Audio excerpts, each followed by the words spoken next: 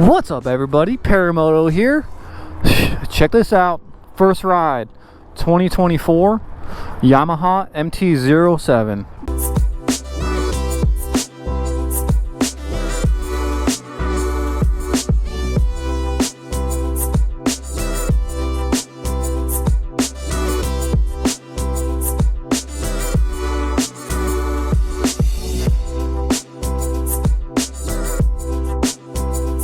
Go ahead and get this bad boy started up. Look at that display. So this bike, 2023 actually, Yamaha MT-07, full acro system, $7,300 on the paperwork, plus the $1,000 for the system. And we're about to take this thing on its first ride. God, that sounds good.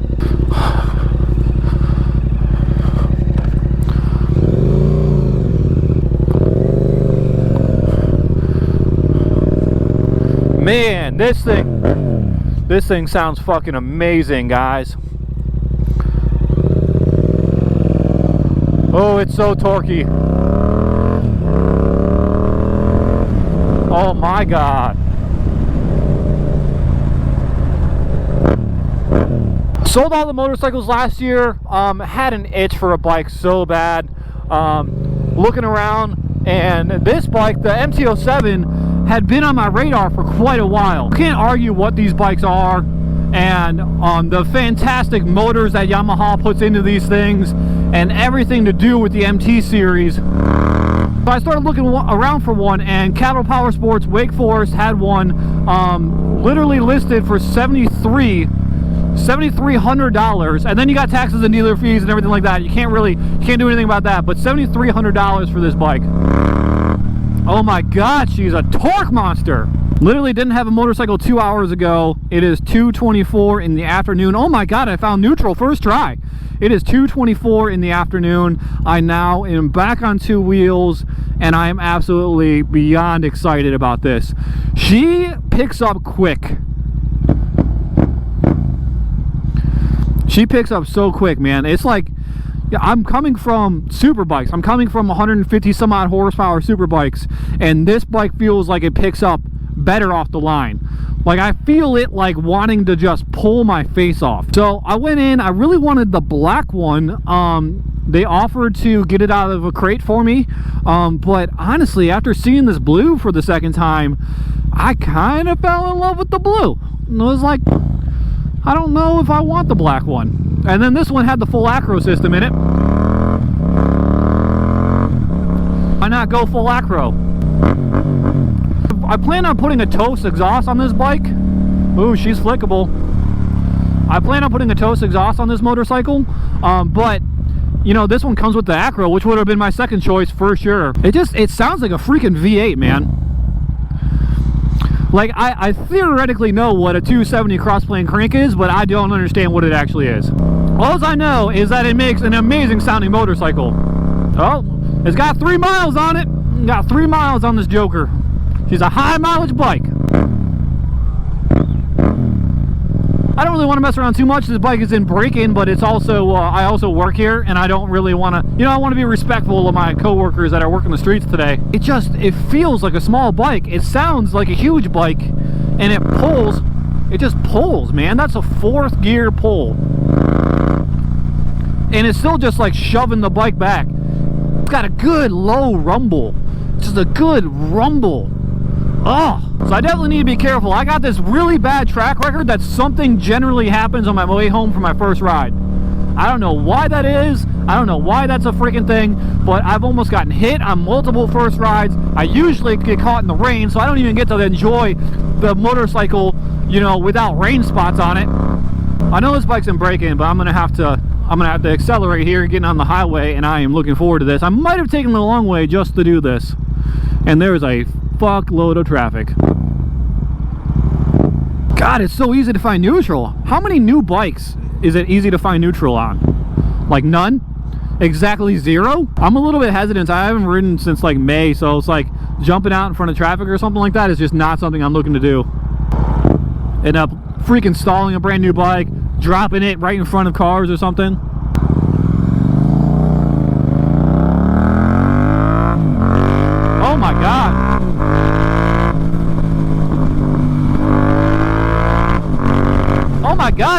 like a sport bike, guys. This bike pulls like a damn sport bike. And she sounds amazing.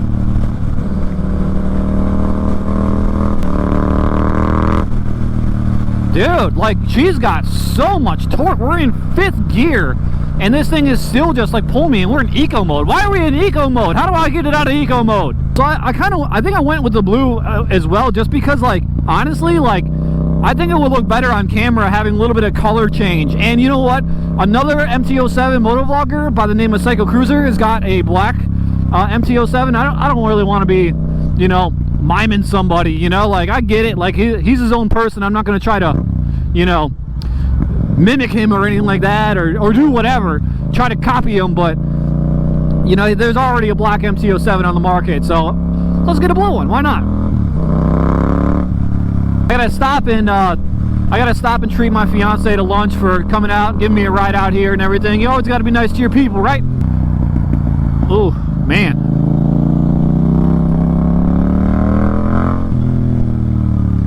Oh man, I'm gonna be a hooligan on this bike. I am going to be a hooligan.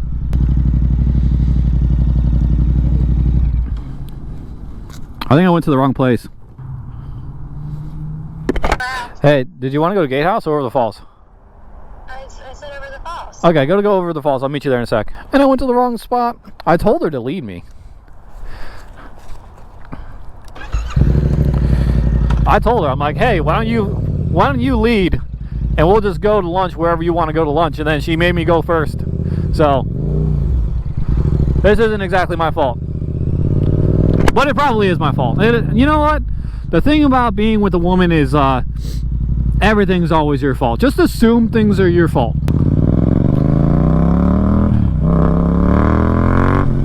Oh man, I can get used to that exhaust note. I can get used to that exhaust note.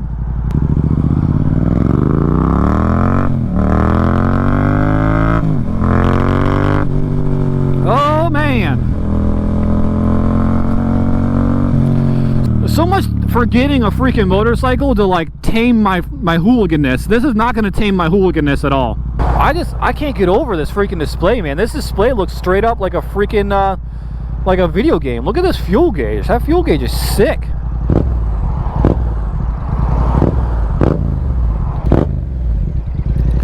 The throttle's a bit loosey-goosey, but you know what? It's a Japanese bike. Japanese bikes aren't really known for having like the very best fit and finish. There's all things that can be changed. There's all things that can be, you know, fixed over time. Mods can be done. I can deal with this. I can definitely deal with this bike. I'm really stoked that I got this bike with this Acro exhaust on it. I'm really stoked about that. That was a score.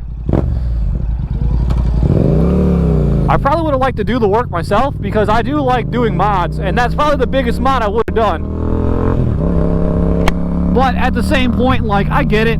You know, they're trying to, you know, make a bike a little bit more special, entice somebody like me to buy it. So they throw an Acro exhaust on it. It's a good idea. I don't see why you wouldn't do that. I definitely need to remind myself that these tires need to be scrubbed in before I start leaning. I keep on wanting to like follow the bike and let the bike lean on over, but you know, at the same point, like, you can't just like let it just do whatever it wants.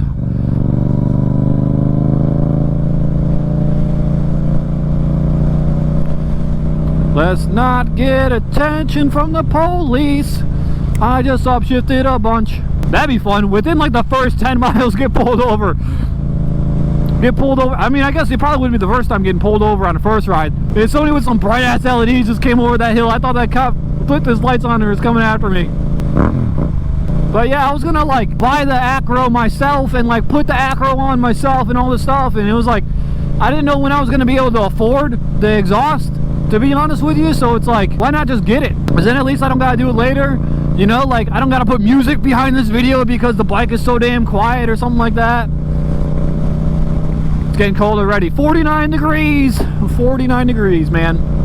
Chilly first rides.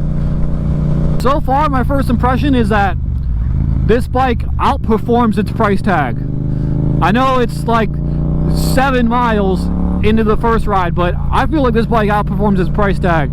You're talking about $7,300 for this bike, and then you got to think about, you know, the fact that it's just a naked Japanese bike. You know, it turns in super well. It's just like, it's comfortable. Like, I feel like I can stay on this bike all day long. Unfortunately, I can't because I got to work and got to meet somebody up for lunch. But I feel like this could be an all-day rider. They're busy. Why is it so busy? We're on this giant pothole. Park this new somewhere else. Don't want to be parking this new somewhere where it can get hit.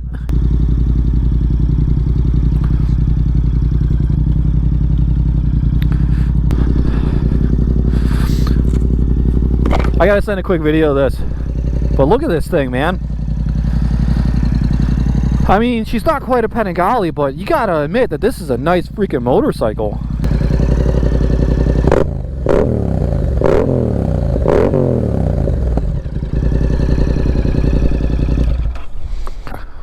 Alright guys, I need to go in for lunch and I'll be right back. What's up guys, just got done with lunch, back out here to the bike to continue this first ride. This part of the video, I think I want to actually give you guys a little bit more like tangibles, a little bit more objective criticism of the bike and observations. Not so much criticisms. I don't think I really have much to criticize this bike over. I don't like the placement of the key. That's the only thing I can really tell you that I don't like so far. The key being all the way up here is so weird. Like, I hope I get used to it. I guess like most of the time I usually walk up to the bike and I put the key in and then I'd like start it and stuff, and I'm usually like putting gloves on and I'm like, you know, battening down everything, making sure everything is good. So I guess it doesn't really matter probably where the key is. I mean, I could honestly say it probably doesn't at all. So I mean, I guess that's just, that might be nitpicky. I don't know. I don't really know. That could be nitpicky. You let me know. This being the more objective part of the video, I'm going to tell you guys what my first thoughts really are on this bike so far in this first ride home. There's barely any miles on the bike, so it's kind of like, it's just kind of like a preliminary, just like, you know, first thoughts and impressions. I will say, first and foremost, this bike is a torque monster. This thing has got so much torque, it is pulling me around the seat. It has so much torque. It's just like, it's literally like I get thrown back every single time I twist the throttle. And for like I think it's like 680 cc bike, it is insane like how much torque this damn thing has. Like, I know it's classified as kind of like a beginner bike. People would generally call this a beginner bike, but for a beginner bike, it's got a lot in the low down, which is kind of where you want it. Like, if you want to do mainly street stuff like I do, commuting stuff, that's kind of where you want your power at, is down low. So honestly, I think Yamaha did a fantastic job tuning this bike and putting the power where people need it. So, you know, good on Yamaha. I love it. I love where the torque is on this thing. This is a good old downtown Wake Forest. It's small but very quaint. Great coffee shop. Pretty awesome little place. I like it here. Oh look, you can see us in the mirrors. I don't look too goofy on this bike. I will say, like, there's something about smaller bikes that, like, you know, if you're a bigger dude on a smaller bike, sometimes you can look a little goofy. This one, I don't think so. I don't think that's a thing. Well, while we're stopped, I guess it's a good time to say my next most positive thing is that this display. The bezel is a little bit crazy big, but the display is beautiful. The display is absolutely beautiful. Like, it's so crisp, it's so HD. All the information that I would want readily available is really easy to see. Like, the tack is just this really cool digital, kind of like analog digital display. It's a digital display of some sort of mock-up of an analog, like an old school, as you can see there. The gear indicator is awesome. Look at this, like, little neutral, and then you got now I'm in first, and it tells me each gear on either side of whatever gear I'm at, and it's kind of cool. It's almost like a rolling gear indicator. I've never seen that before. I think that's a really cool touch. From there, like, everything else is like perfect. Like, you got your odometer, you got the things that are on, like my brights are on right now because we're during the daytime. We got the time, we got the outside temperature. It's 70 degrees in January. Man, how do you beat that? You know, it's just a beautiful display. You can change it. I forget which mode this is, if this is touring, because there's touring and street mode. There's no race mode because this isn't a sport bike. But yeah, I mean, everything that you need, fuel gauge, temperature, everything is right up top. It's clear as day. Like if I'm like, oh, I wonder what my temp is, it's right there. I'm not looking for it. It's super clear. I can't get over how good it is. It's the best display I've ever had on a motorcycle, and I've had motorcycles that, you know, are worth twice as much as this bike. Next thing that is just readily apparent when you buy this bike is that it flicks so freaking well. Like it just turns. It just turns. It just turns. It wants to turn. It's like you just, I don't know, it's like it's almost like second nature. It's like the bike is an extension of you already. As like from the first time you sit down on it, there's like no learning curve. It's like you sit in it, it's comfortable, and it's just very agreeable. It's very easy to deal with, you know, which is probably just a testament to Yamaha's designs. So I know this is kind of more like a regulation thing than anything probably, but these mirrors have got to go. They've got to go. These goofy antler mirrors are just goofy looking, man. Like I said, they're just the goofiest mirrors. Like it's almost like these don't even belong on the bike, because like you can tell that the angles don't meet up with the bars and stuff. So it's like, it's kind of like these don't even belong on here. Like it's just like they took them off something else and they just like slapped them on this bike, you know. It's just like the angle is like here, like it's like here, and then the bar is down here, so it goes from like like that. It just looks weird, and they're just big, like goofy antlers, like antennas, you know. There's a good set of bar ends would clean up this front end so much, and that is on the radar, along with the tail tidy. Speaking of the tail tidy, I'll say it, I hate to say it, but like the back end of this bike doesn't look the best, and I think a tail tidy would probably help it out a lot, but it looks a little bit scooter-esque. So maybe even a new tail light would help, you know, make it look a little bit more aggressive. Out of the way, New Jersey. So I'm not here to really rag on this bike or anything like that. I really like it. I really like it. There's a reason why it's so popular. I think the next thing is a very positive. It is the best sounding motorcycle I think I've heard in a long time. You know, I always said the Panigale was the best sounding thing I've ever heard. This gives it a run for its money, and this is a Japanese freaking 700cc bike. Like, it is one of the best sounding things I've ever heard. It's awesome sounding. It sounds so good. It just sounds like a muscle bike. It sounds like a freaking muscle bike. That's the best way to put it. I know this isn't like a street fighter, and like street fighters would generally be over 1,000 cc's. But to be honest with you, I think it's the next closest thing to a street fighter. Lamborghini Urus. An Urus. I know they name Lamborghinis after like bulls and stuff like that, but to be honest with you, maybe they should have picked a different bull name. Oh, let's see. So what have we covered so far? It turns great. It sounds great. It looks good. The display is fantastic.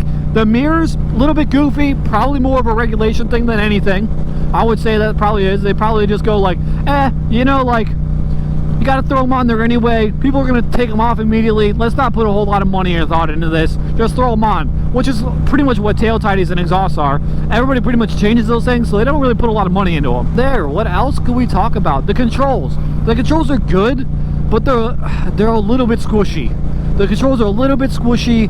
I know this is kind of hard to make good positive controls, especially on a more budget-friendly bike, but the controls are a little bit squishy. I could see these controls becoming a little bit worn over time. I could totally see that. A little bit worn, a little bit maybe not very positive over time. It would probably take a few years for it to get there. One thing I could totally see that happening too is this menu wheel down here. This menu wheel is, I think it's a very good, you know, idea, but maybe not the best design. You scroll through everything and then you push it in to click. So you got a wheel that then clicks.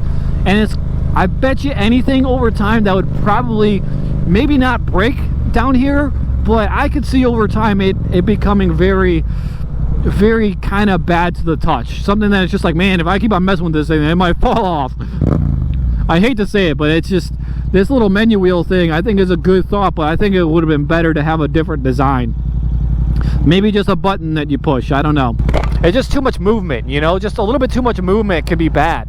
You know, especially when you have more budget-friendly stuff, it could be bad. This really isn't like a complaint video, but that's just my general observations. I could be totally wrong about stuff like that. You know, I totally could be. Oh man, it's just so good sounding. And I can't get over that. Holy fucking shit, asshole. Dude just merged in my lane, never even saw me. This bike just has so much. We're in 4th gear, we're going 60 miles an hour. I have 2 more gears to go. This thing feels like it could hang out at highway speeds all day long. Turning off too early.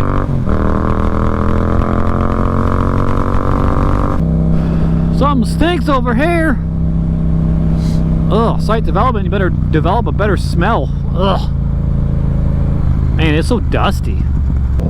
Really, the only, I'm not looking to make this video like 30 minutes long or anything, but the only other point I really want to make about this bike is that I just feel like this is just a fantastic value.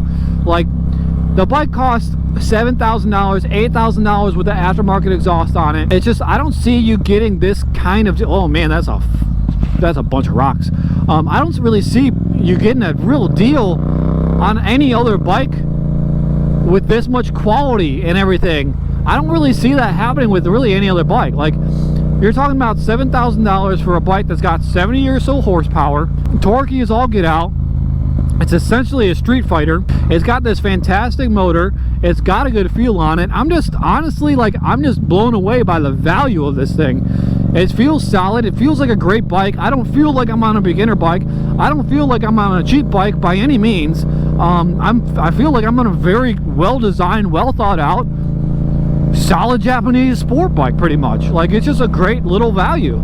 So I would say 10 out of 10. I am looking forward to the years spent with this motorcycle, with, you know, like I'm hoping to do road trips. I'm hoping to do some mods to this thing and really get it to where I want it to be. And, you know, yeah, I'm just super excited, but I'm getting to where I want to go. I'm trying to do something nice for somebody that's at work right now. I'm going to pick them up some sushi and drop it off at their work. So this is where I'm going to leave you guys on the first ride video. I'm looking forward to bringing a lot more of this content to the channel. If you're a subscriber already, I'm really looking forward to bringing this bike to the channel to see how you guys like it, you know. And yeah, that's it for today's video.